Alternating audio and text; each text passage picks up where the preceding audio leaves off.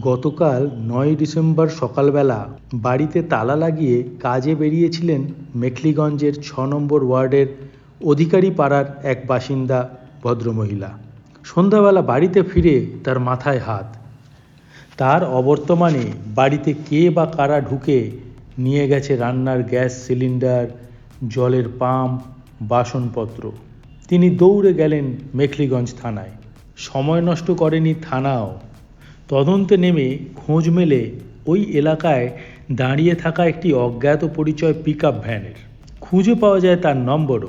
জানা যায় গাড়িটি জলপাইগুড়ি জেলার ময়নাগুড়ির। রওনা দেয় পুলিশ টিম। সেখানে গিয়ে খোঁজ পাওয়া যায় চোরের। চুরির মাল সমেত বামাল ধরা পড়ে চোর ও তার সাকরেদ। আর চোরাই মাল যে কিনেছিল ধরা হয় তাকেও। মাত্র ৩ ঘন্টায় এই কাজ করে দেখালো কোচবিহার জেলা পুলিশের মেখলিগঞ্জ থানা।